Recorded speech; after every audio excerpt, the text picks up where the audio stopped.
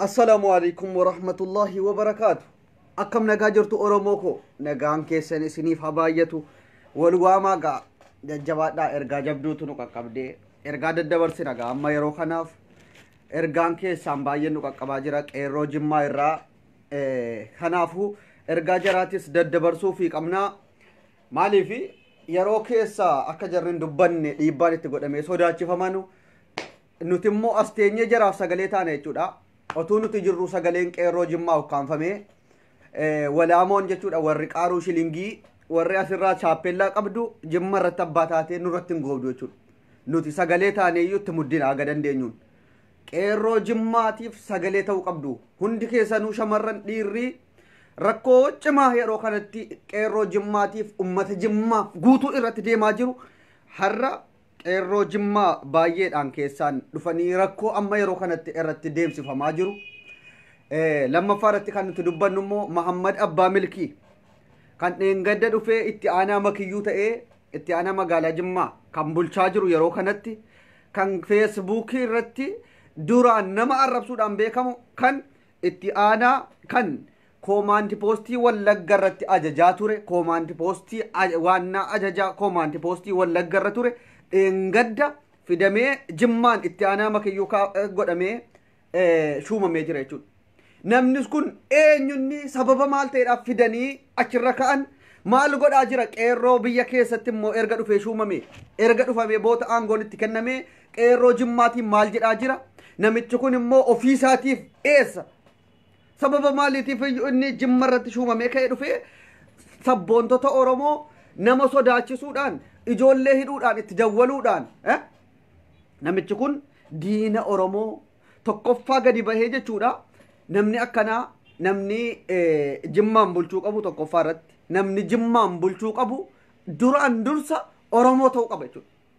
Walaaboo dhabbaan argite qaaruun shilingiin tokko kan barreeffama tokko barreessuu hin dandeenye nurratti jechuudha. Silxeen Guraagee warri mana daab mee dhugaa rabbii walitti himna.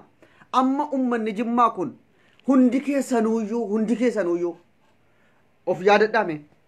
Jimmaan dhayxaniittu yeroo biyya jirtanus haa ta'u ammas argaa jirtu waan deemaa jiru magaalaa Jimmaa kan dhuunfatee jiru Oromoon tokko keessa jira. Oromoon Jimmaa hundinuyyuu dhiibamee baadiyyaatti ofii isaatii namni tokko hin jiru jechuudha.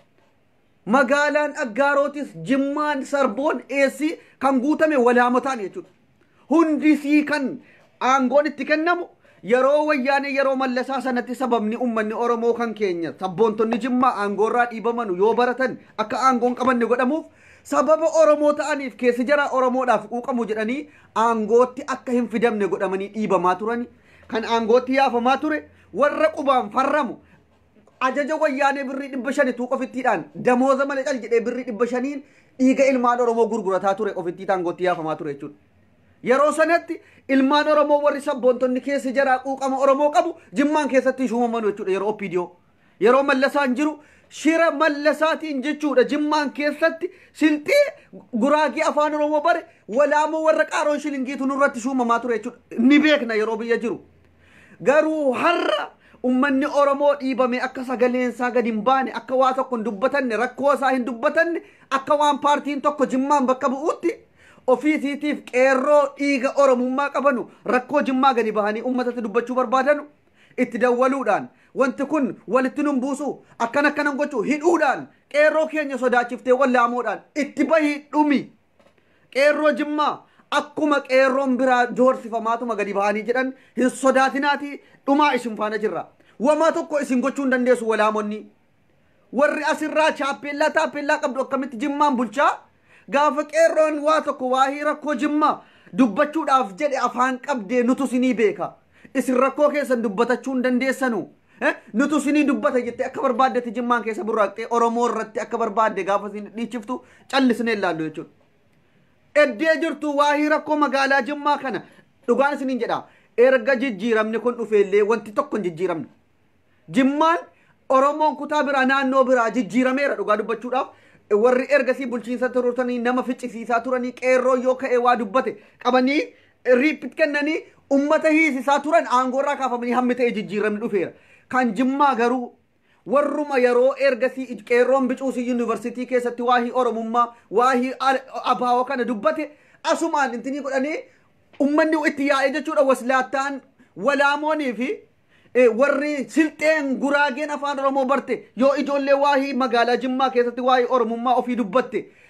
jabaatanii poolisootatti dabaluudhaan poolisoota federaalaatti dabaluudhaan qeerroo keenya hiisisanii adamsaa turantuyyuu har'a sabboontota jedhamanii aangoon itti kenname jechuudha. Nama kutaa sadi hin baranneen bulfamtii Jim. Namni amma immoo Muhammad Abbaa Milkii jedhanu dheengadda Wallagga irratti koomaandi poostii ajajaa har'a dhufee itti aanaa amakiyyuu ta'e kan Jimma irratti jechuudha. Qeerroon akka waa tokko hin dubbanne. Qeerroo keenya hidhuudhaan amma kunoo feesbuukii irra dhugaa rabbiin isinitti hima. Qeerroon Jimmaa feesbuukii irraa dhowwaman. Akka waan feesbuukii ajaja jaraatiin fayyadamtuu walaamoon ijoollee feesbuukii waa gadi bahanii poostii godhanii uummataaf hubannoo kennaaranu itti dawwaluudhaan poostii ammaan booda feesbuukii irratti poostii tokko goonaan isa dhumaati yani. Nama keessaan dhufee natti mee rakkoo kana akkatti dubbatan nu hin qabnu rakkoo nurra gahan jiru. Nuti Oromoodha garuu kan afaan nu qabee nurra taa'ee wanti jarri Jimmaan har'a yoonaat kaafteeriyaa gurguddaa Jimmaan keessaa kan qabu. Mana shaahee manni daabboo kan qabu Oromoon tokko jira. Mana bulmaataa yoo kaatee Jimmaan keessa dhaqxe afaan Oromootiin argachuu hin dandeessu yoo bakkee bulte mal. Silxeedhaaf guraageedhaaf warra walaamoo eddeesii dhufte hin beekamne yeroo mallasaa nurratti guuramtee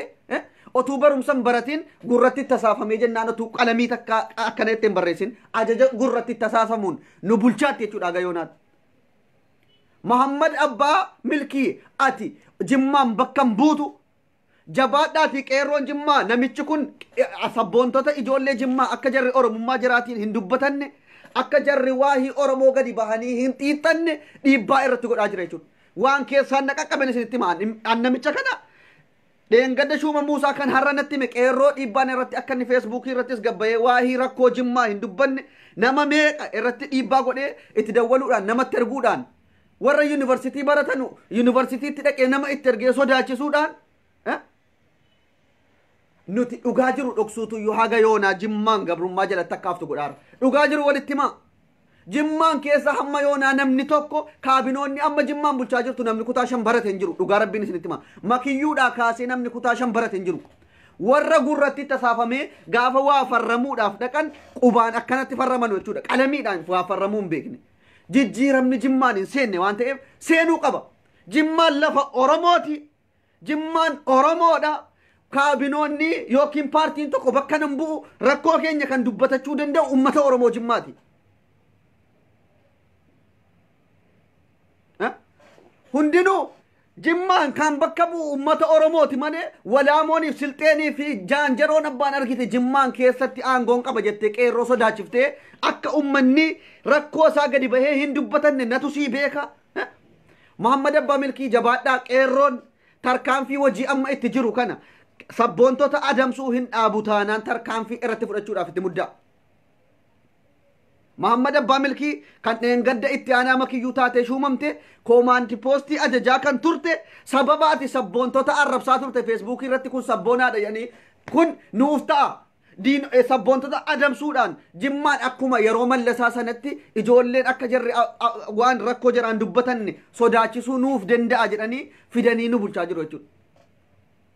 Har'aan booda Jimmaan kan bulchuu qabu nama barate Oromoo of danda'etu Jimmaan bulcha malee waslaattaa walaamoon asirraa chaappeellaa asirratti baadhattee kan funyaan uraa akka barbaadde magaalaa Jimmaa keessa kan qubaan farramuu hin dandeenye kan harkaan farramtu Jimmaan hin bulchitu jechuudha. Jimmaan abbaa qabdi. Jimmaan kan Oromooti. Kan kaadirootaatii fi kan paartii tokkooti miti. Kan paartii tokko gootanii ajaja keessan jala akka barbaadan gochuu hin dandeessan dhumne banna malee. Akkuma isin har'a garaa keessaniif birrii 500 700 jettanii sabboontota kunoo amma Tamkiin Shariif kan hamma yoonaatti Jimmaaf sagalee ta'aa jiru injiinar Tamkiin Shariif har'aan booda akka inni feesbuukii irratti waa tokko poostiin goone rakkoo Jimmaa hin dubbanne waan akka tarkaanfiinaatti godhame dhaqaati ilaala. Feesbuukii irraa dhowwanii jiru har'a booda Isaaq Zeenuu irratti dhiibbaa cimaa godhamaa jira. Abdii Geetaachoo baqatee barbaadamaa jira. Meegaa kanaan achi maal abbaasii barbaadde diinummaan? Maal abbaa jaraa barbaadanii yoo dhuguma dimokiraasiitti amanan ta'e maalajjaa ijoollee ija Oromoo achi keessaa nuti qabna rakkoo keenya jarannuu dubbata jedhanu hidhuudhaaf barbaadume maalitti balleessan yoo dimokiraasiitti amanante yoo walaamummaa jiraatiif gaafa jimmaan Oromoo urgoofte nuti warri walaamonni keessaa ariyatamna silxeen guraageen gaafas amma akka barbaadden jimma irratti daratii naffaate afaan Oromoo bartee Oromoo jimmaa dhiibdee Oromoon magaalaa jimmaa dhaqee yoo mana iddee bulmaataa gaafachuu afaan Oromootiin gaafatee buluu hin danda'u dhugaa walitti himna jaratu guutte Oromoon jimmaa dhiibamee jira dhugaan isiniin jedha magaalaarra achi dhiibamee jira of danda'a kana booda ummanni keenya afaan qabame malee hundi saayyuu sabboontota sodaachifamuudhaan wanti dhufu hin jiru yoomuu taanaan ummanni keenya dhumee bade malee sodaa keessan namitti ittiin eeggadda itti aanaa taate waslaattaan jechuudha feesbuukii kanarraa fix jetti akka waa fiduu dandeessu yoo dhuguma nama dimokiraasiitti amantan taatan sabboontota keenya nu jalaan tuqina isin paartiin keessan qoba paartii keessan oofachuu dandeessu jimmaan paartii tokko intiniin jettu Oromoo bakka buuti malee paartiin tokko jimmaan bakka bu'ee fit jechuun dandeessanu keessaa aangoos yoo ta'e aangoon hin kufa dhiiftanii deemuuf jirtu jechuudha warri har'a aangoon nutti kennameera jettanii yeroo wayyaanii aangoo isinitti kennameen barumsa tokko malee fit jettanii Oromoo jimmaa irratti utaaltan kun gaafa Oromoon aangoo qabatee jimmaan Oromoo urgoofte eddee dhaqnan of qopheessaa isiniif dhaamneerra gaafas amma ifi har'a Oromoo irratti fit jettanii akka barbaadan Oromoo sodaachisuudhaan sabboontota keenya hidhuudhaaf arran booda feesbuukii irratti waa tokko barreessitee jennaan ijoollee sodaachiftan mirga namaaf kabajaa mirga namaaf kabajaa hooleeyyiin koomentii jala barreessaa jirtu cal jedhii taa'ii maqaa jimmaa baadhattee koomentii badan barreessin lammaan walaamoo siika keetiiti isiin afaan bantu warra aangoo irraa dubbataarra malee nuti waa'ee ummata Oromoo rakkoo isaa dubbataarra malee namni aangoo irra jiru tokko waslaattaan paartii tokko yookiin dhaabni tokko Oromoo yookiin ummata magaalaa tokko yookiin ummata biyya tokko bakka bu'uu hin danda'u jechuudha.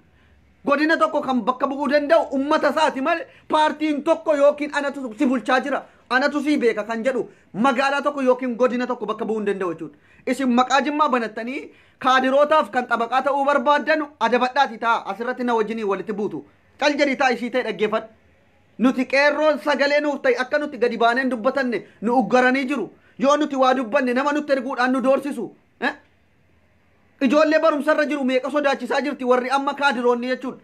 Kaadiroonni aangoorra jirtu magaalaa Jimmaa jijjiiramni Jimmaan hin seenne wanti hin jedheef kana jechuudha. Jijjiiramni tokko magaalaa Jimmaa hin seenne ammallee seenuu qaba ammallee haaromfamuu qaba.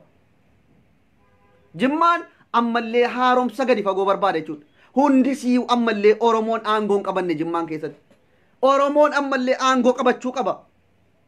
Walaamoon ammallee qubaan farramtu hundi sii ulfii jechuudha. Garaa ofiitiif jettee akkana fit jechuun hin ta'u jechuudha. Wallahi duunee banna malee warri taappellaa asirraa qabdu silxeen warri mana daabbootiif waahii daabboo malee waahii biyyaa waahii Oromummaa waahii maaliin beekne isin warri silxeen warri guraageen daabboo keessaniin ala mana kireessuudhaan ala muxxee keessan kireessuudhaan ala Jimmaan keessatti olaantummaa tokko hin qabdanu qeerroo sodaachisuudhaan Oromummaan dhiiga yoomuu nurraa fudhachuu hin dandeessanu aangoo qabna jettanii isin warri kaadirootni ganda keessa deemtanii ijoollee sodaachisuudhaan mana deemuudhaan maatii biratti nama meeqa maatii dhayxanii sodaachiftan warruma as keessaayis ijoollee meeqa natti maa jirti warra isin kaadiroonni yoo dimokiraasiitti amantan mirgaaf dirqama karaa nagaatiin ummata sodaachisuu nama isin faallaa dhaabbatee waa'ee Oromummaa dubbatu rakkoo magaalaa Jimmaa dubbatu isin maatii namaa hin sodaachisinaa maatii sodaachisuun wayyaaneedhaaf hin tolle jechuudha. Warri amma Jimmaan bulchaa jirra jettan hundi keessan godina hanga aanaatti waliif teenyaan isiniin jedha. Har'a akka barbaadan lafa Oromoo irratti xilxil jedha. Birrii hamma mootummaan isinitti kenneen xilxil jedhaati qeerroo keenya sodaachisa. Waliif teenya. Waliif teenya aangoo irratti haftan isinitti fakkaatee ummata kan keenya doorsiftan qeerroo kan keenya afaan isaa cufuudhaaf barbaadaa jirtan dhugaan isin hima. Yoo dimokiraasiitti amantan yoo dhugumaan isin Oromoo taatan Oromoodha kan isinitti dhufaa jiru ofirraa hin dhiibina ummata keenya seenaa xuraawaa irratti galmeessuudhaaf fit hin jedhina Jimma irratti seeraan xuraa'aa galmaa'uun barbaannu nuti dhaloonni ol guddataa jiru maqaa keenyaaf yaanna sabboontonni Jimmaan kan ummata Oromooti lafa Oromooti kaadirootni yookiin paartiin tokko Jimmaan anarka jira aangoon Afrikaa qaba akka barbaadetti bulcha jettee fit jettee qabeenya ummataatiin waa tokko gochuu hin dandeessu. Mirga ummataa kabajiif kan amma akka istaadoomiin hin eeyyamamne godhe namitti dheengadda Mahammad Abbaa Milkii jedhan kana jechuudha. Ruurrii dheengadda dhuftee itti aanaa magaalaa Jimmaa taate achi keessaa fit jedhaattu jechuudha. Maqaa ummata Jimmaa balleessitee ati garuu yaa walaamoo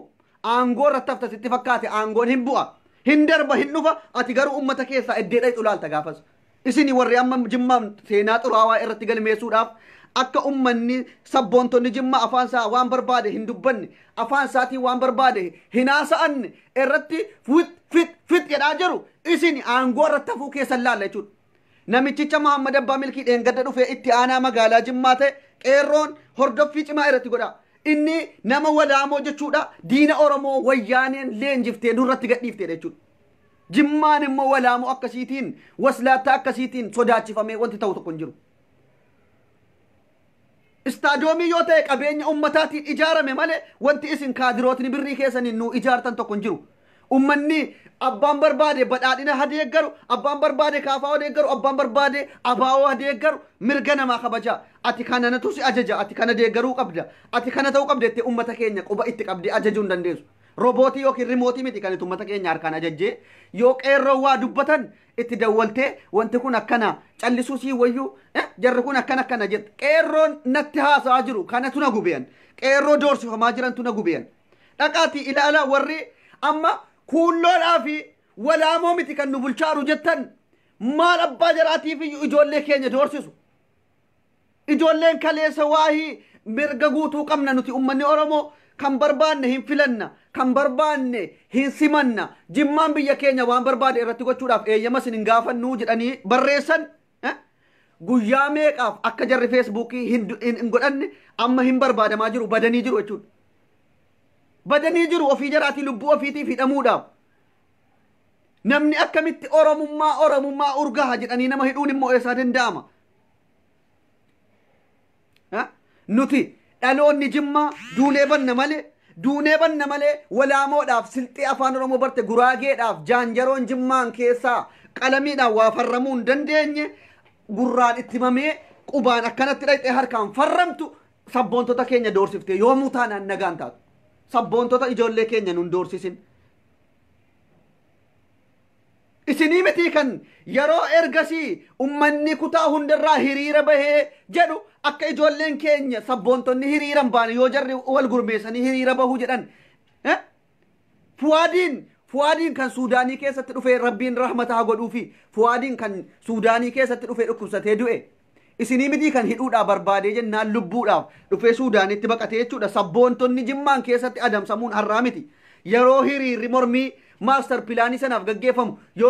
wanti amma yoo nama qaanu balleesse yeroo maaster pilaanii sana qeerroon Jimmaa hin jirtu Jimmaan baay'ee dubbattafe jedhamee maqaan akka nu badu gochisiise kaadiroota bar garaa ofiitiif jettee akka ijoolleen gadi bahanii hin dubbanne dhiibbaa irratti gooti yoo jarri gadi wal gurmeessanii hiriira bahuuf jedhan gaayaa Hayilamaaramiif jecha nama hidhaa turtanii misi warri har'a aangoorra jirtanu Hayilamaaramiif xabaqaa dhaabbattanii yoo ijoollee wal gurmeessitee hiriira bahuudhaaf Hayilamaaram Dassaalenyi jecha warra nama hidhaa turetu har'a aangoorra jira. Kanaaf dubbanna malee nuti ilmaan Oromoo nu bulchuutti hin gabbinu jechuudha. Otuu yeroo erga Doktor Abiyyi aangoo qabatee jijjiiramni dhufee warri yeroo Hayilamaaramiif jecha sabboontota keenya mana barumsaatti yuunivarsiitiitti fiiskee qabee poolisootatti kennaa ture jijjiirameera ta'ee nun gubu. Nama yeroo ummanni maaster pilaaniidhaa kutaa biraarraa hiriira bahu ijoolleen keenya wal gurmeessitee hiriira bahuudhaaf kaanaan poolisootatti fiduudhaan walaamonni jechuudha diqqoo Oromoon bilisoomtee jennaan walaamoon Jimmaan keessaa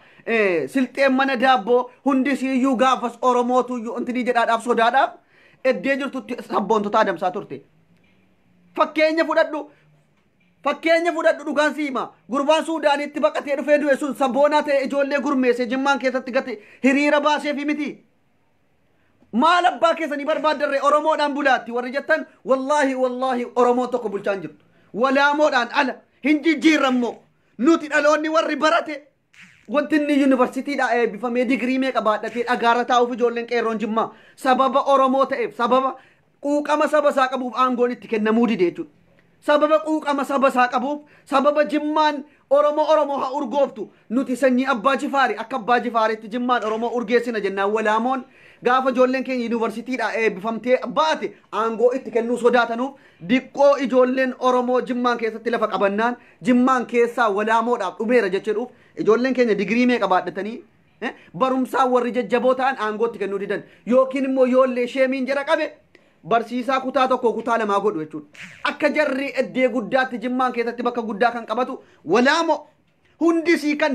bakka xiggii qabattee jechuudha. Yeroo Mallasaa sana yeroo Hayilamaariyaam bulchu sana waliif aangoo daddabarsitee fit jedhaa jirtu. Yoo dhugumaan Oromoo taate walaamoon warri hundisii jechuudha. Yoo Oromoo kutaa 11 jimmaan Oromoo kutaa 11 jala jirti jettanii amantan ta'e jimmaanis kan bulchuu qabu Oromoodha. Jimmaan kan Oromooti malee kan walaamooti miti, kan silxeeti miti, kan guraageeti miti. Yoommoo kan guraageeti, kan silxeeti, kan walaamooti jimmaan jettaniin harkatti qabdu ta'e isinis warri Suudii jirtu Suudiin keenya jedhaati hiriiratti baatii fudhaa. Akka barbaadanitti Suudii bulchuu dandeessu. Warri Suudi Arabiyaa keessa dalagataa jirtan yoo walaamoon abbaan argite yeroo wayyaanee sana jara kanatu nu ergamuu danda'a yoo Oromoo aangoo irra baafne nuuf hin ajajamanu. Maaliif dhiiga Oromoo qabu waan ta'eef nuuf hin ajajamanu. Itti dhagahama dhiiga ofii hin miidhanu lafa ofii dabarsaniin gurguranu yoo Oromoo aangoo irra baafne jettee wayyaaneen walaamoo warra lafti Oromoo jaran quuqne warra guddifannaadhaan Oromummaan kennameef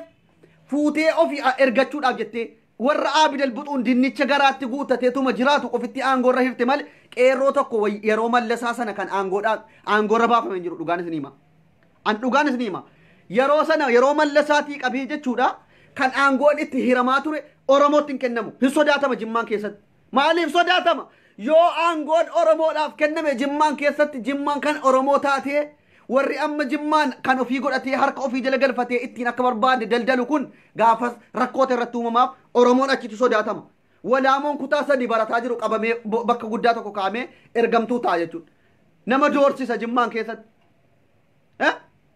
Amma akkamitti jimmaan jijjiiruu dandeenyaadhaaf iyyaarra malee nuti waa paartii tokko mormaan jiru. Paartiin kamuu jimmaan bakka hin bu'u jechuudha. Ummanni jimmaa ummata Oromooti. Oromoo faana dhaabbata. Istaadoomis birrii isaatiin ijaarrate malee birrii kaadireen tokko paartiin tokko ijaareef hin jiru jechuudha.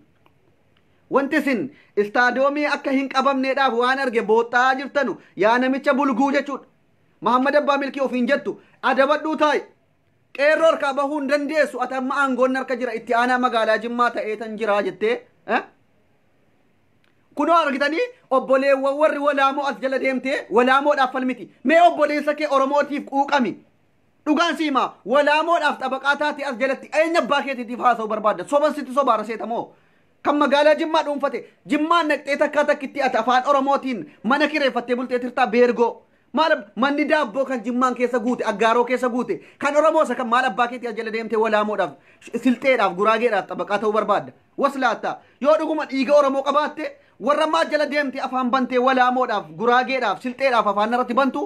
warra yedduudheen gaddaa isa Oromoon qabsootti jiru alaabaa mataatti maratte alaabaa Minilikiin sirba Gondareetiin afaan bantuun ala kan dhiigaan Oromoo ta'e kan rakkoon Oromoo isa quuqu magaalaa Jimmaarraa Oromoon dhiibamuun abbaan biyyummaa Jimmarkaa fuudhamuudhaaf tattaafatamuun isa quuqa malee as jala deemtee silxeedhaaf dhugaa rabbii dubbadhu aggaaroo keessa manni daabboo manni maalii manni hoteelaa fooqiin gurguddaan eenyuun Oromoo sakamtu qaba Jimmaan keessaa Tigiree walla intiniidhaan aangoo garaan bitamee wayyaanee ergamaa tureen ala ilmi Oromoo dhiigaan Oromoo ta'e tokko Jimmaan keessaa mana tokko naa himime hoteela guddaa tokko naa himime maqaasaa silxeenatti himta guraageenatti himta walaamoonatti himta malee mee Oromoo Jimmaan keessaa yookiin aggaaroo keessaa mana tokko hoteela guddaa tokko qabu naa himime kanuma siima aggaaroo keessaa gaayaa Jimmaa naafu ergammoo dhugaadha naan jette natti himime maal abbaa keetiitiifatti xabaqaa taataaf warra waslaattaadha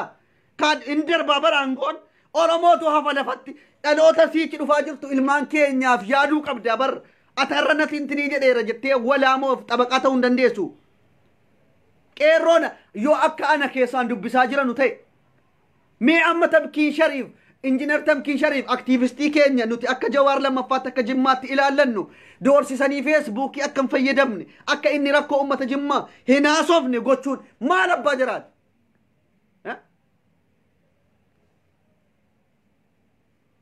Qeerroo keenya sodaachisu jarri Tamkiiniin Oromummaa isaa shakkitanii abdii geetaachuu shakkitanii isaaq zeenuu shakkitanii artiistiidha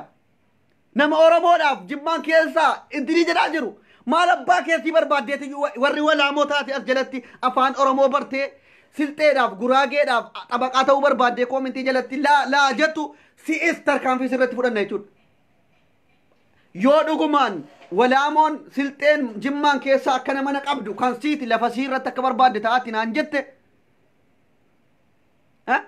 yoo dhugumaan egaa jimmaan kan jaraati naan jetta ta'e ati Suudi Arabiyaa falmadhugaa keeti. Yoo dhugumaan itti galuudhaan mana irratti ijaarrachuudhaan keessa jiraachuudhaan jimma kan jara walaamoo kan jara qaaroo shilingii ta'eera naan jetta ta'e kan jaraati kana dhugaa irra deddeebi'i tingi godhi of yaadadhume bara 2000 warri har'a amma ijoollee waslaattaan feesbuukii irratti jimmaan qabsoo keessan jiru bara 2016 yeroo maaltu hiriira ba'u jimman wanti jimmaan dubbattafe jedhamee komeen nurratti deemsifamuuf qeerroon keenya yookiin uummanni Oromoo jimmaa sabboonaa ta'uu dhabe yookiin Oromoo kutaa kaanirraa adda ta'e hiriira ba'uu dideeti miti qobaatti bilisoomeeti miti kaadiroota warra amma walaamoo jedhan kanatu yoo ijoollee wal gurmeessitee Oromoo kaanii wajjin hiriira baana Oromoo kaanii wajjin yeroo Hayilamaariyaam irratti hiriirri baamu dhaggeeffadhaa yeroo sana isan maadhiisaati yeroo Hayilamaariyaam irratti hiriirri baamuudhaaf ijoolleen mana barumsaatti yuunivarsiitiitti wal gurmeessite kan naqee otuu ijoollee wanta kana jedhin fashaleessee qabee poolisiitti ergee mana hidhaatti guursisaa ture warra walaamoodha malee ijoolleen keenya yookiin uummanni jimmaa Oromoo faana dhaabbachuu jibbee miti yeroo hiriira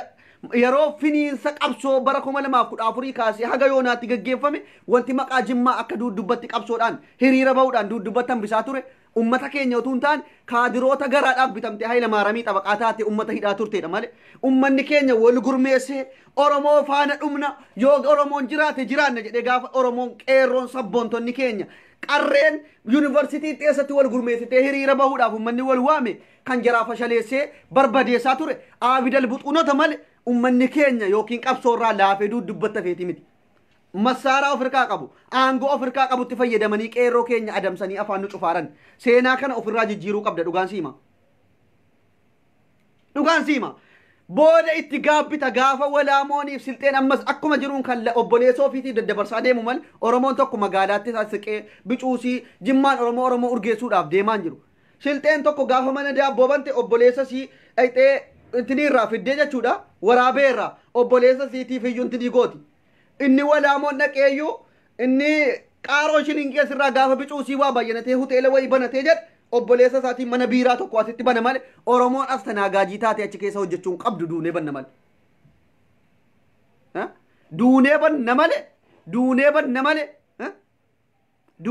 malee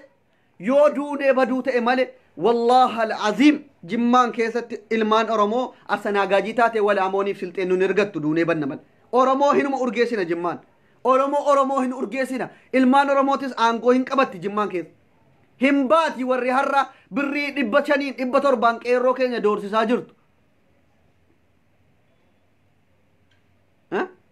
مي أفما يادتنا ورّي أما بعد يادا واتوكو تكاوتو كاني توكو مكينان تا إنبي ياباي هرما جمّا تجتني مانيا تجتة وام إيجي قبضو تفكاتو أجل ديمي أفهم بنو مالي ورّي ركو جمّا بيكو ورّي أقارو كيسا ديمي وان أما كان لفق أبتيجرو كان جمّان كيسا أقارو كيسا إيسات أكجرو لفت أتيجرو إينيو نجي كان بيكو هنكوك أبا جمّاف warraqanii tokko makiinaan taayinatu harreedhaan gulufu gaafa yookiin suudaanii yookiin suudii dhaquudhaaf biyyaa baatu qofitti ija hidhameesaa diqqoo guura ol guuraadha ija hidhamee makiinaa keessa kaa'ame biyyaa yaa'etu har'a waahii tokko hin beeku afaan bana malee of keessaa baafamuu qaba jettee dubbatta malee walaamoon nu keessa haa taa'u Oromoon dhiibame baadiyyaatti galee lafa isaa irra hasaabamu naan hin jettu ture kun argitanii warri walaamonni quqqaamuu jammarte warri xabaasaa sirraa baadhatu yoo jiraatte malee ala nuti waan akkanaa dubban warri silxeen qalqalla gizishilaw aynakum fayya'anko jettu yoo jiraatte malee ajjal nuti sirra deemna jechuudha nuti Oromoon hin duuna malee qalqalla gizishilaw xoosana galata waaqayyo warra akkasii nu hin bulchitu xoosanaan abbaa kee qabu xoosanaan maal nu bulchiti Oromoon nu bulcha nuti lafa Oromooti jimma malee lafa walaamoof silxeeti miti xoosana qalqalla gizishilaw aynakum warri jettu bayna jala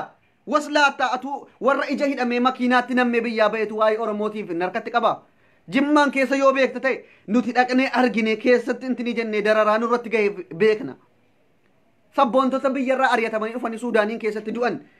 beekna. Sababa Oromummaa jiraaf falman sababa yuunivarsiitiitti ijoollee hiriira baasuudhaaf Hayilamaariyaam irratti maaf hiriira baastaadhaaf baqatanii Suudaanii keessatti nama du'e baay'een beekan.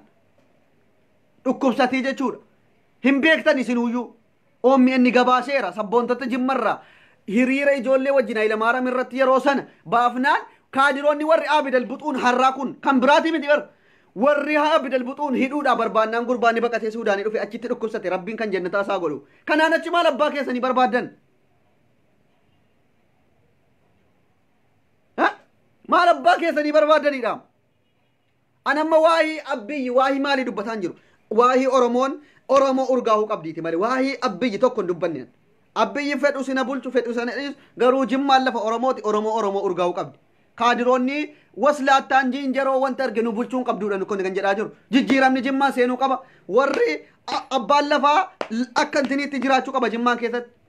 Mirgi Oromoo kabajamuu qaba. Waan barbaade deeggaruuf mirgi isaa eegamuu qaba. Walaamoonni ajajuu hin dandeessu jechuudha. Warri wayyaaneen hudduu albaasaa turte. Birrii 500 hudduu albaasaa turte jechuudha Hayilamaariyaamiif jecha. Hayilamaariyaam xamaamaa sanaaf jecha nama hidhaa turte warri har'a aangoorra jirreet. Isin akka maal jedhan Mahammad Abbaa Milkii jettan kun amma ittaanaa taatee daratiin affaatee jettu kun warra Oromoo ficcisiisaa ba'e yeroo sanatti. Warri amma Mahammad Abbaa Milkii jettee amma istaadoomii dhowwachuudhaaf waa meeqa fit jettu kun warra bara 2014 meeqa keessa sabboontota irratti duula bantee Hayilamaariyaamiin biraa intiniidha jedhaa turte jechuudha. Warri Hayilamaariyaamiif ergamaa turtan akkamitti ijoollee keenya sodaachiftu isin? Maal abbaa keetii ta'uu barbaadde? Jimmaan lafa Oromootii miti jettee nurkaa fudhachuu barbaadde aangoo qabdutti fayyadamtee hinduuna bar aangoon kan rabbii qofitti nuti aangoo kan harkaa qabu rabbiin qofatti beekna malee aangoon harkaa qaba maaloo jettee ijoollee keenya sodaachisuu hin dandeessu yoo of yaadate ta'e. An dhugaan siima. Anuma kanarratti yeroo dhiyoo kana waan meeqa godhaa turan dhugaan isiniima. Yeroo an itti muddaa turu sana waa'ee jimmaa yeroo dubbadhu Abdusse maatii kan keen barbaaddu biyyatti gaafa galtu wal ilaalla akka waan aangoorra idimee teessu Abdusse sodaachiftee afaan hin cuftu warri jimmaan keessa bitamtoonni isin hin beekamoo warra akkas jedhaa ture. Warri silxeen warri walaamoon qalqalla geesishlaa'u fayyaa ankee deenaan derki warri jettan Abdusse maatii Abdusse sodaachifna. Eessatti galta maaloodha jettanii walaamonni Abdusse maatii kan koo sodaachisuudhaaf afaan hin cuftan waan jimmaan Oromoo urgeessina yoo akkam ta'e duunee banna mal hinduuna mal kunoo ijoollee keenya akka jarri poostiin goone yaa rabbi angooftaa koo ijoollee keenya sofnaa barsiisi kan akka kootiitti keessa isaa Oromummaadhaaf quuqamu qofa na faana hiriirsi mal hooleyyii ija hidhamee jechuudha Kongoodhaan biyyarraa fe'amee dhufee har'a Suudii keessa taa'e Suudaanii keessa taa'e ani maali jimmaan akka jimmaan maal akka taate rakkoo isii kan hin beekne afaan banuurra aggaaroon maal keessa jirti sarboon maal keessa jirti sarboon amma sarboodhaami wallahi namni Oromoo tokkitti hoteela yookiin kaafteeriyaa tokko qabu hin jiru sarboo keessa silxeen garuu mana daabboo sarraatinyoonni ijoolleen Oromoo kara 100 meeqaa qaxaramanii hojjetan achi keessa hoteela ajaa'ibaa jechuudha kan namni keessatti ni jedhu kan qabu silxeedhaaf guraagee qofitti suuqiin buutikiin jarri ittiin banatanii waggaa tokko keessa effeesarii Obaamaa meeqa bittu guraageef silxe sarboo isa guddaa magaalaa Jimmaa dhiise sarboo kan keenya keessa Oromoon tokko aangoon qabu lafti isaa irraa bitama asumaan manni dhagaadhaan liishoodhaan kaafamee irratti ijaarama Oromoon kan koo lafa gurgurateetuma achi deema jechuudha dhaqee baadiyyaatti mana ijaarratee jiraata Oromoon. Dhugaan isiniin jedha wala rabsuu irraa waliif hamilee ta'aati wal dhaggeeffadhaa ijoollee keenya hin sodaachisinaa ijoollee keenya hin doorsisinaa warri amma aangoorra baatanii gadda wallahi al-aziim duunee banna malee silxeen lafa keenya irraa akka barbaadde taateen jiraattu.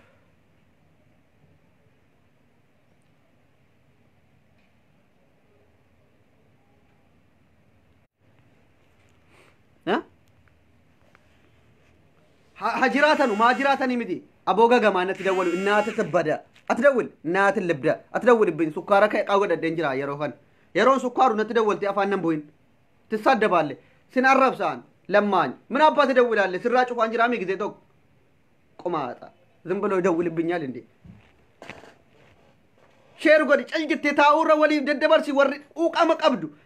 مي وان قدات إيسا kan immoo aggaaroo keessa ishi haa ta'u sigimoo magaalattiidhuma naannoo sigimoo haa taatu waa biraa warri sigimoo dhufin jettan gaatiraadha jettan Oromoo kamtu hammamtu yu magaalaa keessatti of danda'ee mana akkanaa mana daabboo haa ta'u hoteela tokko qaba jedhiitiin guddaa isa magaalaa dhiisin beeytanu yookiin beekuu dhiiftu hooleyyiin tokko kan hin beekne cal jedhee fit jedha malee warri rakkoo Jimmaa har'a dubbatu quuqamee warra rakkoo naannoo isaarraa kaasee beeku jechuudha. Amma aanaa qarsaa yookiin sarboo keessa Oromoon mana daabboo keessatti sarraatinyaa ta'e hojjeta kan hojjechiifatu an dhugaan siima an akkana jedhesin sobu kan hojjechiifatu silxeedha guraageedha walaamota warra eddee jarri dhufan hin beekamne warra akkan akkanaatila innaataachuun hin hinnaa hamma yoomitti nu gabroonfatti yeroo Hayila Maaram bulchuu sana yoo ati waa bicuusi Hayila Maaramiin mormuu barbaadde qabdee poolisiidhaan mana hidhaa si buufti gizee meeqa waa'ee oromummaatiif jecha nu hidhaan baanee jarri Hayila Maaram Dassaalenyi jecha nama mootummaa intini yaadigi jecha nama hidhaa turetu harrammoo afaan nutti banaa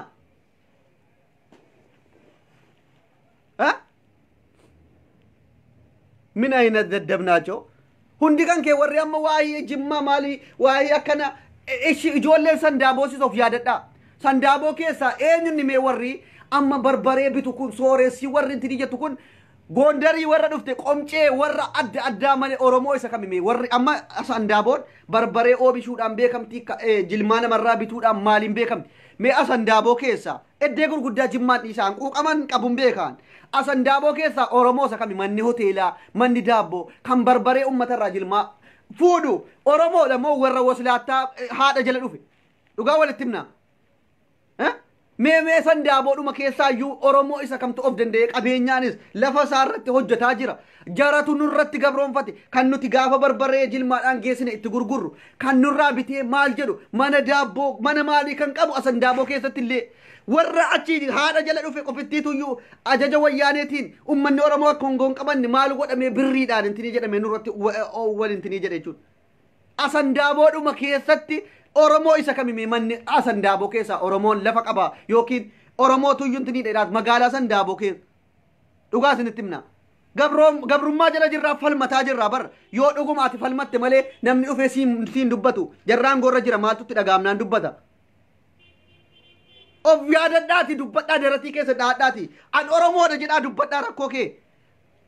an Oromoodha jedhiiti falmadhu yoo dhuguma jijjiiramni dhufeera ta'e ilmaan Oromoo maaf doorsifamti Jimmaan keessa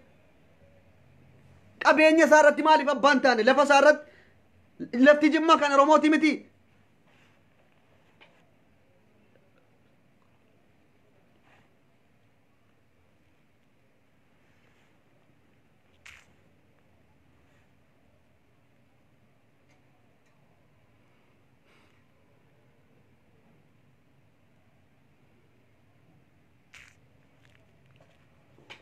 kuno as jedh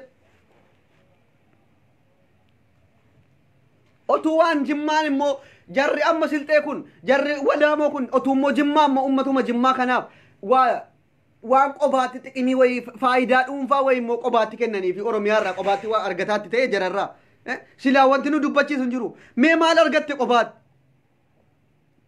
qobaatti wanti siin argatte tokko hin jiru bar Jimmaan jara kanarraa walaamoo kanarraa waslaattaa adda intini jettu kanarraa wanti Jimmaan qobaatti ummanni keenya bar sangaa qindii tokkittiidhaan ittiidhaan Oromoon kan keessi isaa gubataa jechuudha dhiibamee waan intini jedheef sirna darbeen dhiibamee waan jiruuf sangaa qindii tokkittiidhaan waa meeqaan rakkatee jiraataara Oromoon rakkinni Oromoo si quuquu qaba ati obboleessa keetiiyyuu silxeedhaaf maaloodha xabaqaa taatee iyyita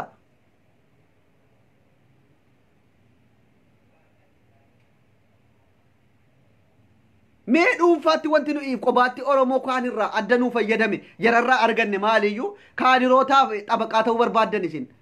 yoo dhuguma keessi kee gubaa quuqama wayii qabaatte quuqama mee ijoolleen aggaaroos naa himaa isintu beeka an aggaaroon nayni warri limmuutis naa himaa ijoollumti mee magaalaa intinii keessan aanaa keessan keessa jirtu irratti tiingi godhaa isa Jimmaa booda waliin itti deebina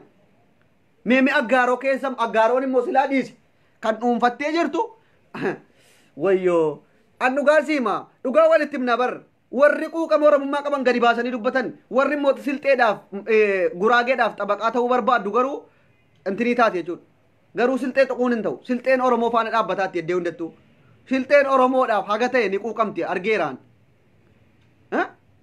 warri qalqallagesiisla'uu jechuudha guraageeniif walaamoon garuu garaa jaraatiif dinnicha garaatti guuttatee wuxxifachuu malee oromoodhaaf homaa yaaddu jechuudha warra dinnicha garaatti guuttatee warra goodarree haadha fayyaa liqimsutu warra aangoon irratti qabattee nurratti wuxxifatti amma kan akka Mahammad Abbaa Milkii yeroo dhiyootti waliif teenyaa siin jedha bar qeerroon tarkaanfii irratti fudhatu isiiti qeerroo doorsisaatu itti dawwaltee yuunivarsiitii mana barumsaa doormii dhaquudhaan eda waan goote isa edaa waan goote sanaaf itti gaabbite jechuudha taa'inu laali tu Mahammad Abbaa Milkii ati amma itti aanaa ta'eera maaloo itti daratiin faataami aangoon kan rabbiiti garuu isa eda dhayxee qeerroo sodaachifte sana itti gaafatamuuf teessa quban qaba waan itti eda goote dawwaltee goote sana waan itti eda ijoollee qeerroo keenya ganda keessa deemuudhaan warra waa'ee oromummaa kanaaf dubbatan sodaachisuudhaaf ganda keessa deddeemte jechuudha xilxil jedhaatu waliif teenya walirraa kaffalanna waliif teenya qeerroon keenya garuu sodaatina waa tokko sin gochuu hin dandeessu wama tokko sin gochuu hin dandeessu kaadiroonni lafa keessan irratti akka barbaadan bookkisuu dandeessu akka barbaadan dhiichisuu dandeessu lafa keessanii abbaa barbaadan irraa kaasuu dandeessu waslaattaan akka barbaade xilxil jetti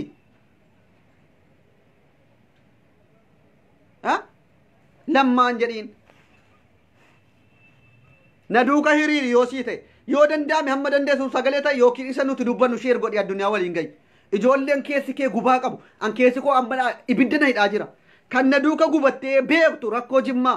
dubbadhu yookiin yoo dandeesse immoo sanu dubbannu sheer godhi nu jala dhaabbattee gufuu nutti hin ta'in shilxeedhaaf xabaqaan ta'in walaamoodhaaf xabaqaan ta'in jaanjaroodhaaf xabaqaan ta'in warri aangoorra jiru yeroo ayila maaramuu warra nama hidhaa ture ijoollee keenya adamsaa turan moo adamsaan ture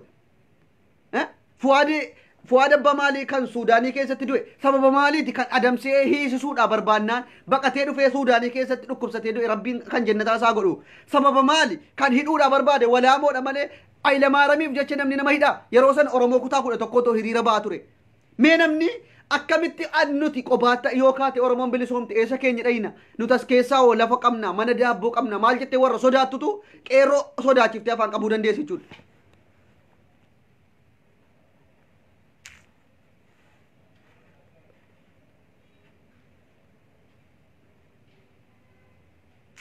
kaadirootni immoo kan oromoo taate birriidhaan tokko jechuudha dhiisi saba keessii wayyaa warri birriidhaaf jecha jara walaamoo jala deddeemtee amma deebiftee ijoollee xoqqomtu ijoollee hiisisuudhaaf duuka deddeemtu kaadiroota oromoodhuma taatee kaate immoo garaadhaaf birrii 500 isiniif ergina nuti isiniif ergina dhiisaa wallaahi warri garaa birrii 500 700 jettanii ijoollee oromoo xoqqomtanii ganda keessa deemtanii oromoo taatanii deebitanii oromoo irratti hojjetaattan achi keessaa quba sin qabna maqaa keessanii wajjin feesbuukii keessanii wajjin gadi sin baafna yoo birrii 500 ta'e riyaala 50 caaltu walitti buufnee isiniif erkina hunda keessan oromummaa keetiif dhaabbadhu hin deemin kaadirootaan ijoollee sabboontota niisisin jimmaan lafa oromooti birrii 500 jechuun riyaala 50 danuu miti bar danuu sitti fakkaannanatti amma kana torbii tokkottiin fuulii nyaachuudhaaf dinnicha kee nyaachuudhaaf jechuudha sammuu yookiin haadha keetu abbaa keetu iyyuu sis makaadha waan ta'eef iyyuu deebitee ijoollee irratti afaan banta malee warri oromoodha ofiin jedhaa deebitee oromoo irratti jimmaan keessatti hojjechuu barbaaddu dhaabbadhu duunee banna malee isin intiniin jettan jechuudha warri asirraa xabaasaa shilingii qabdan adabadhaa koomintii jala nuti oromoo koon kakaafataa jiraan yaa ijoollee keenya kaka'a adaraana duuka ka'a dhiisaatti qabsoo keenya galmaan ga'uuf wal duuka ka'u wayyaa adaraana duuka ka'a shamarraniif dhiirri dammaqaa bakka jirtanu hamma humna keessanii yoo hin dandeenye barreessaa dhiibbaa goonaa wanti hin godhamne hin jiru adaraa yaa jara keenya nun baraachinaati dammaqaa yaa ummata warra hooleyyii jechuudha ija hidhamee makiinaa keessa akka ol hin guuramneedhaaf fideentiniidhaan biyyaa yaafamen ilaalinaati warri keessoon keessa dhugaa beeku dubbadhaa quuqama jimmaan rakkoo keessa jirtu lafa keenya kan wareeree jiru akka gir intiniidha jechuudha kan lafa keenya wareeree jiru warra intiniiti jechuudha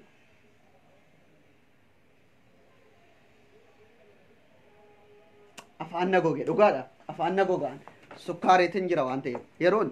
yaa ijoollee keenyan gaabbitu abduseen kun nuu dubbate nuuf jecha iyyee jennaan wallaallee gaafas har'a garuu dhaalamne guraageef silxeetu nurraa magaalaa fudhate eddee itti gallu hin qabnu amma yaa sabbaa warra amma suudii keessaa waggaa 3-4 hojjete jimmaan keessaa lafa bitachuudhaaf hin argatta ammaati jimmaan keessaa magaalaa jimmaatti galuudhaaf otuu lafa bitachuudhaaf birrii qabaatte fakkeenyaaf warri suuda arabiyaa keessaa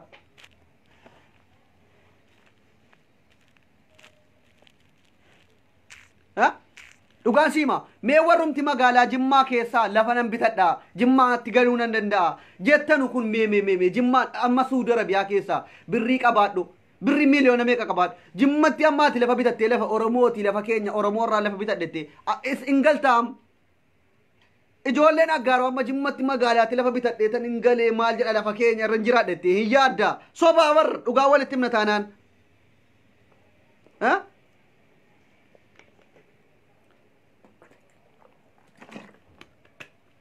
magaalaa aggaarotiyyuu aggaaroodhaan lafa bitattee galuu hin dandeessu yoo baadiyyaatti dhiibamnee irra wanti nuti jennuuf kana bar kan otuu immoo guraageen tokko shilxeen tokko galuu jettee magaalaatti obboleessoo fi lafa irraa siqee kennaaf irratti walitti gurgurti shilxeen tokko guraageen tokko otuu lafa kaatee ati obboleessi Suudii irraa isheessirraa ka'ee dalagatee lafa wayii bitachuu jedhee ofiisiitii achi siixee itti gurgurtee wal qabachiif Oromoon tokko otuu ka'ee lafa wayii bitatee magaalaatti galuudhaa jedhee birrii meeqa qabaadhu sitti gurgurtii amma hin gurgurtuu bar magaalaa of wal qabachiiftee nuti dhiibamne baadiyyaatti akka hafnu nu godhaa jirti jechuudha. Gubadheetan dubbataaraan dhiisii hin gaabbitaa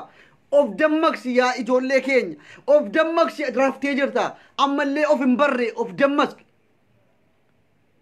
dammaqsi raftee jirta dhiisii hin gaabbitaa of dammaqsi siif iyyaa jirra. waa wanti nuti qoonqoodhaa gognee iyyinu quufaatti waan nu kaffalamin jiru dhiiga oromummaa rakkoo ummanni keenya keessa jirutu nu quuqnaan dubbannaa dhiisi of yaadadhu nutu siin jedhee gaaf tokko siif galtii dhugaayyoo har'a siin galin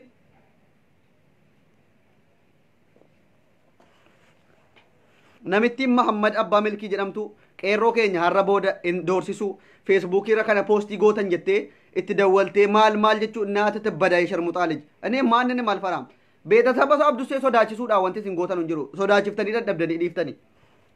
nama meeqa abdusseen biyyatti galuun barbaadu maal afaan isaanirraan cubsiiftanu deegiddi namni si deeggaruu qaba yookiin si faarsuu qaba walaamoon deeggaruwan hamma gaafa Jimmaan bilisoomtee Oromoon bilisoomneerra jedhuutti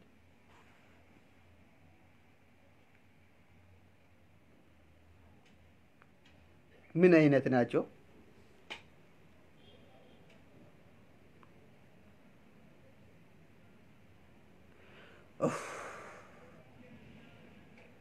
ሼርናፍ ጎዳ ሁን ዲኬሰኑ ነምኒ አማ ሴንተኒ irra jirtan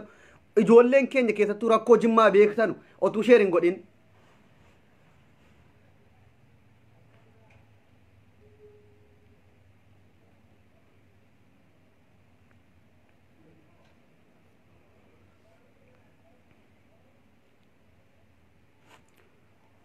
sukkaarre natti ka'uuf deema jechuudha baay'een sukkaara gaafan dhugaa dubbadhu gaafan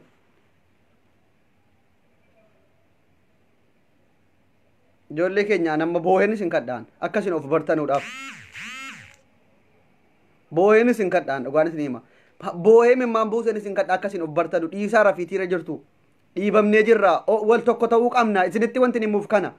of dammaqsaa wanti isiniin jedhuuf kana of dammaqsaa dara an wantin quuqamee isinitti himuuf keessa koo gubaa qabaafan malee anaaf dhuunfaatti wanti naa godhame hin jiru dhiisaa dammaqaa hin gaabbitu mee of yaadadhaa maaltu deemaa jira jedhaa of yaadadhaa adaraa of yaadadhaa dhiisaa hin gaabbina akkuma intini biyya keenya bilisoomfachuudhaaf walaamota kana warra yeroo Hayilamaariyaamillee ijoollee keenya hidhaa jiran kana ofirraa kaafne warra barate warra biyyaaf warra ummata dhagahuu danda'u aangootti baafachuu qabna.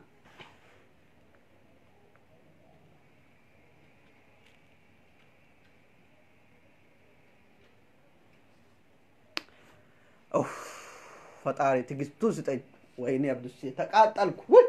ለበል ጠጣ ውሃ ምንም አልቻለ ነንደንደኝ ኬስ እኮ ጉበታ ነው አንተ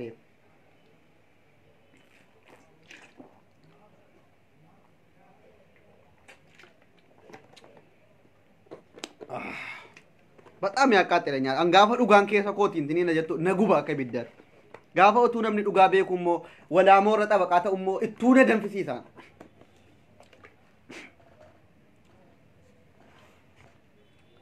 sandaaboo isheenuma xiqqoo sana keessa barkan barbaree jilmaadhaan itti godhu mana hoteela gurguddaa maalii Oromoon tokko hin jirtu bar ay Oromoo ko ana gabroomsu waggaa 500 gabroomte amma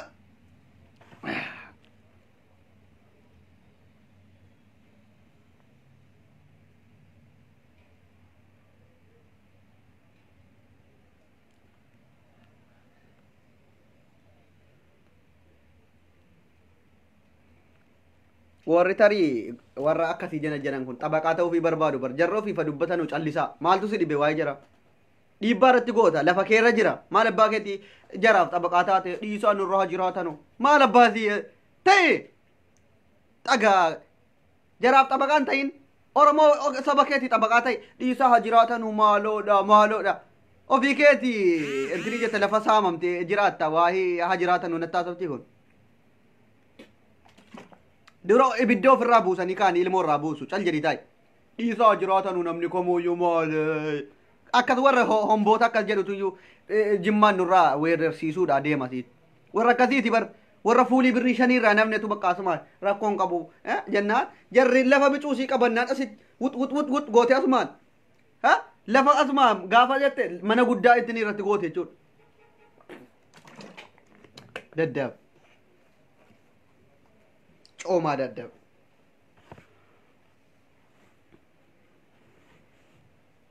footoosi isiniif maxxansa hundi keessanuu Mahammad Abbaa Milkii kan jedhamtu kan dheengadda kantiibaa itti aanaa kantiibaa magaalaa Jimmaa taate makiyyuun fidee kaa'e kan ergasii koomaanti poostii ajajaa turte qeerroo ficcisiisaa turte har'a Jimmaan bulchuu hin dandeessu jechuudha hinduu naman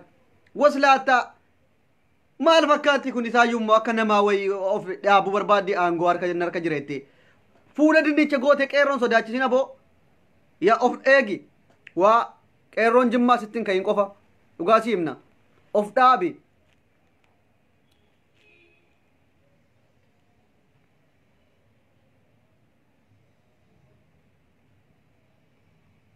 of dhaabin siif himna Mahammad Abbaa Milkii of dhaabi qeerroon sodaachisin nama hin arrabsin daddab coomaa daddab nagar no ndee warri immoo ganda biraa taatanii waa'ee keenyaatiif dhuftanii arraba xulxul jettan waa'ee keenyaanatu haasa'ata of kabajaa wallahi likkiin isin galcha abduseen nu arrabseen jedhina ganda biraa taatee tokkoon kee yaada nuun kennin nutu beeka rakkoo keenya waliif dubbatanna yoo sii ta'e dhaggeeffadhu nu'iif yaada keenya nu dhaggeeffadhu sheer nuu godhi hin ta'u taanaan koomintii badaadhaan akkana jettee nuun qeeqin nutu of sirreeffata nuti walitti mataa jirra waan ta'eef afaan kee qabadhu taa ijoolleen ganda biraa kabaja sii hima abdusee gadi bayee nu arrabse likkii nu galchen jedhin jimmatti quba qabdee akkana jettee nuun qeeqin nuti wal qeeqannee wal sirreeffanna harree wal dhiittu ilkaan wal irraan cabsitu nutu walitti mata afaan keenyaa walitti manna adabadhuutii taa'e ganda kan kee qulqulleeffadhu naaf xanyaa ganda keetii atis kan kee qulqulleeffadhu kan keenya qulqulleeffannaaf walitti ijaarra malee achi deessee daawaa nutti hin godhiyyaa dhamaatu bushtii ulla taa'e maqaa biraa moggaafattee waa'ee jimmaa kan akkana jettee nun gorsinu nuti wal gorfanna dhugaan siima taa'e siin jedha naaf xanyaati takkuma kana sirra guutee jira kan immoo almaa afaan bantee kan keenya san nuti bar gilxii dubbannaa walitti mannee wal qulqeeffataa jirra kan kee naafxenyaan hudduu gasi deebistee qarqarsitti goote baasii atis of keessaa naafxenyaa afaan banuu dhiisi koominti jal dhugaa siimna afaan hin banini naafxenyaa sirratti akka barbaade goobuu barbaadu atis lafa keerraa qulqulleessi waa'ee keenyaa yaadan kennini akkasi ganda biraa taate kan waa'ee keenyaatiif dhuftee yaada kennite afaan wixu jettu adabadhu nuti itti beekna nuti waa'ee jimmaa Oromoo jimmaatu beeka waa'ee wallaggaa Oromoo wallaggaatu beeka waa'ee arsii Oromoo arsii beeka nuti kanaafiyyuu waa'ee keenya dubbatataarra yoo sii ta'e sheer nuu godhi dhaggeeffadhu mal cal jettee afaan wixin jedhina jala deemte waa'ee jimmaa isin hin galchu warri kaan Oromummaa qofa waliin qabna Oromoo faadhaan dhaabbanna garuu dhuftanii yaada nu arrabsuutiif waa tokko xiixuu hin dandeessan jechuudha qomaa ta'u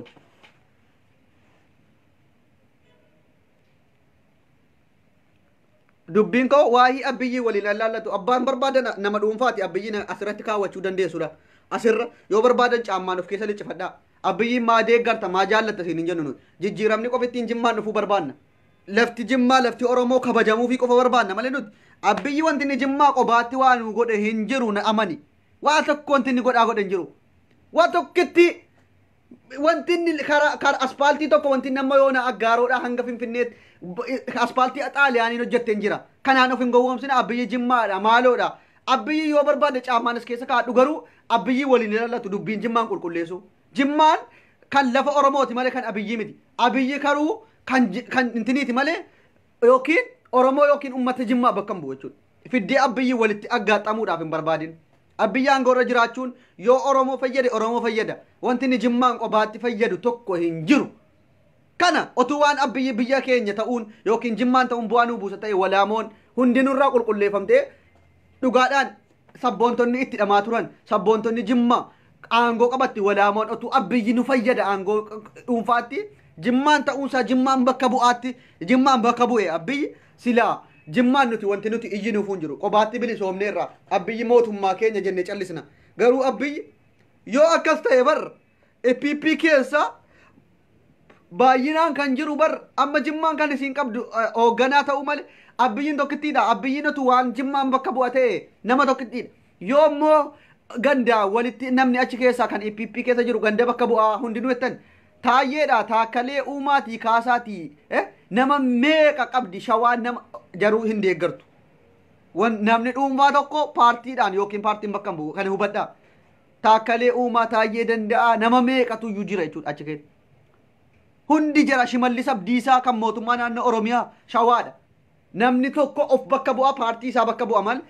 ummata ganda isaa yookiin godina isaa sana bakka bu'uudhaaf shawaan amma kan keenya EPP'n kan keenya bakka nu bu'an jettee ummat falmatteetti baay'ina namoota achi keessaa EPP keessaa qabduun sanaanii miti jechuudha dhugaan siima arsiin immoo otu waan immoo arsiidhaan yookiin nama achi keessaa qabaachuudhaan paartiin sun naqee arsii bakka bu'a ta'e namni akka arsiitti immoo EPP keessaa nama qabu hin jiru dhugaa dubbanna Xayyibaa Hasanii kaasee eenyuu kaasee nama meeqasiitti hima Adaanachii kaasee hundinuu arsiidha namni of bakka bu'a malee yookiin godina isaa ganda isaa bakka bu'u nama baay'inaan kan keessaa qabu warra kaani Jimmaan keessaa Abiyyiin tokkittiidhaaf fiddanii Abiyyiin Jimmaan bakka buusuu hin dandeessan Abiyyi of bakka bu'a dhugaan siima Abiyyi tokkittiin Jimmaan bakka bu'uu hin danda'u of bakka bu'a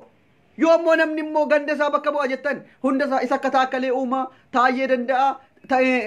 Shimallis Abdiisaa kan shawaati kalaas bakka EPP'n shawaatti galchaa akka yoo ganda namni achi keessaa qabanuun fudhatanii inni kun Jimmaan bakka bu'a shawaa bakka bu'a ta'e yoo immoo arsii bakka bu'a ta'e kan arsii namni achi keessa guutee jiru EPP keessa garuu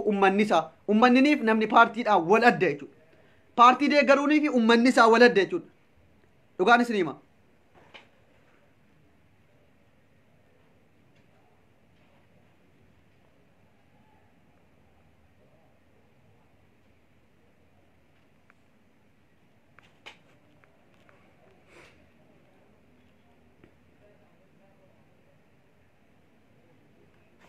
ati buloo kamta jechuudha lamin gagamaane as jalatti afaan banta jechuudha buluuk tadarrage yaal lammaa jee lammaa ilii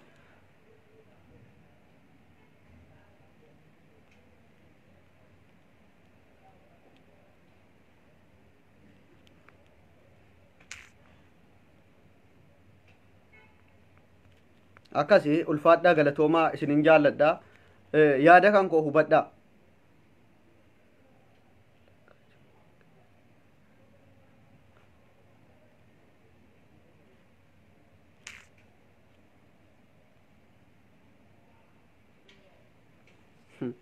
yaa ijoollee hooleyyii kana baay'ee hooleyyii baay'ee sin qabna ammoodhaan kan nama dhibu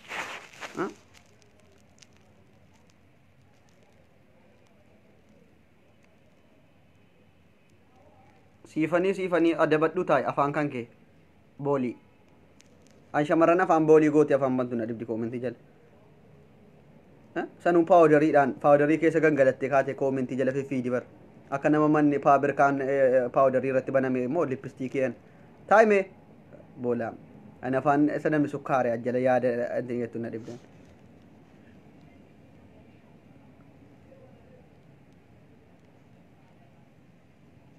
akkasi yaada kan koo xumuradheera afaan na balleessitu yoon irra ture ulfaadhaa galatoomaa itti muddina jechuudha qeerroon Jimmaa ammas akkuma har'a keessaan rakkoo jiru natti maattan waan jiru natti